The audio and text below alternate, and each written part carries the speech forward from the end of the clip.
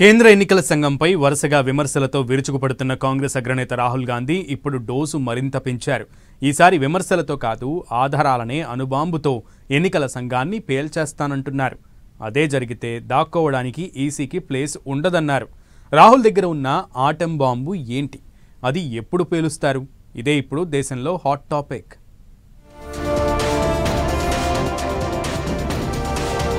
కాంగ్రెస్ అగ్రనేత రాహుల్ గాంధీ ఎన్నికల సంఘం మధ్య రచ్చ కంటిన్యూ అవుతోంది. మహారాష్ట్ర ఎన్నికల నుంచి మొదలు పెడితే బీహార్ ఓటర్ల జాబితా సవరణ వరకు డైలాగ్ వార్ జరుగుతోంది.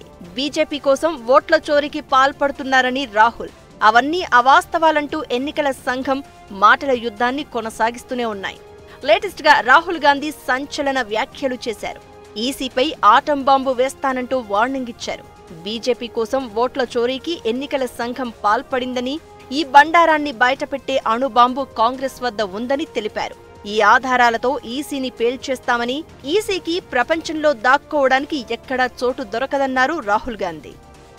इलेक्शन कमीशन वोट चोरी में इन्वॉल्व है और मैं लाइटली नहीं बोल रहा हूं, मैं 100% प्रूफ के साथ बोल रहा हूं.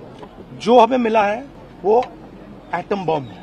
एटम बॉम्ब है, फटेगा तो आप इलेक्शन कमीशन आपको दिखेगा नहीं हिंदुस्तान. రాహుల్ గాంధీ ఆరోపణలపై ఈసీ కొంచెం ఘాటుగానే స్పందించింది. అవన్నీ నిరాధారమైన ఆరోపణలు అని కొట్టిపారేస్తూనే ఇలా రోజు వచ్చే బెదిరింపులను తాము పట్టించుకోబోమని స్పష్టం చేసింది. ఈ మాటల్ని ఎవరూ పట్టించుకోవద్దని ఎన్నికల అధికారులకు సూచించిన ఈసీ పారదర్శకంగా పనిచేస్తూనే ఆరోపణలను విస్మరించాలని తెలిపింది.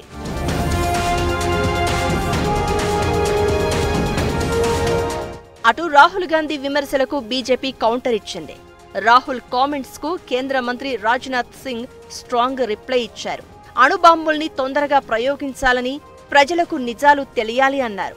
బాంబులు పేల్చేటప్పుడు జాగ్రత్తగా ఉండాలని సెటైర్లు వేశారు. मैं राहुल जी से कहना चाहूंगा बहुत विनम्रता के साथ, अगर आपके पास सबूतों का एटम बम है तो उसका परीक्षण तुरंत कर डालिए. एटॉमिक टेस्ट तुरंत हो जाना चाहिए. सारे सबूत जनता के सामने रखिए.